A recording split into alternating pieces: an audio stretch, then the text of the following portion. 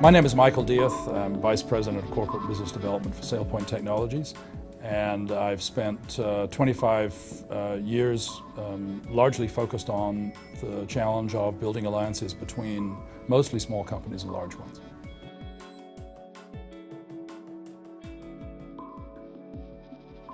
Yeah, I mean, as part of putting a deal together, as we engage the sales team, certainly on our side, and then eventually, with typically a larger partner, as you start to get into, okay, how are we going to go and generate leads? What is our target? What is our message? Are we selling to an installed base customer? Are we looking for greenfield opportunity? Regardless of the answer to that particular question, one of the things that I think is really important, and we heard this on the panel earlier, was those early deals need to be successful for the alliance to get into a virtuous cycle rather than to the vicious cycle. And so I think it's very important, and we put a lot of focus on it, to make sure that those first deals are not just the first ones that come in over the transom, but they really do fit the model of a good opportunity that we can both go win together. Because that story is so important to the sales organization of the company that you're about to work with. And if you get it right, it's magic. If you get it wrong, it can lead to disaster, particularly if it happens more than once.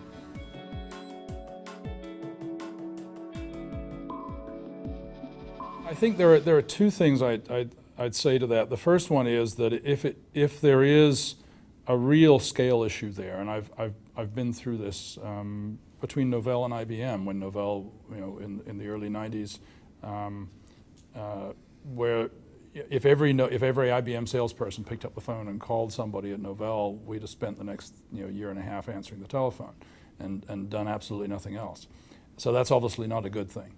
And so if there really is a sort of a massive scale question, it's important to put the choke on sort of the big side of the problem. You've got a funnel coming in, and you've got a large group of people talking to a small group of people. Channel that energy through the scale side. So in my model case, put those people to calling IBM people, and then have those smaller number of IBM people call the Novell people as an initial process to sort of manage that pipeline, because it's the only way to sort of drive the scale, to manage the scale. I've seen concern on the part of large companies, we heard some of it tonight, that they're concerned that if once they turn on the machine, even if it takes 6 or 9 months or a year to sort of get to that point of turning the machine on, that they're afraid that they're going to swamp the small company.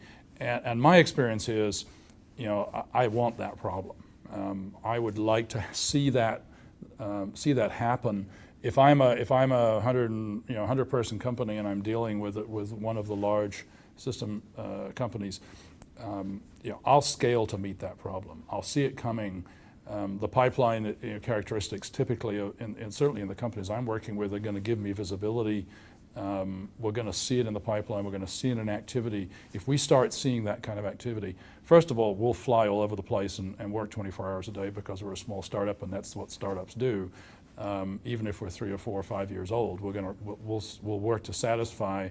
And by the way, we'll triage, and we'll probably cherry pick the good deals, and we'll get in the virtuous cycle. So that's a good thing, even if we have to defer some. But fundamentally, I'd love to have that problem. Try to create that problem for us, because I think ultimately that would be good if we have that level of success. That's a high-class problem to have.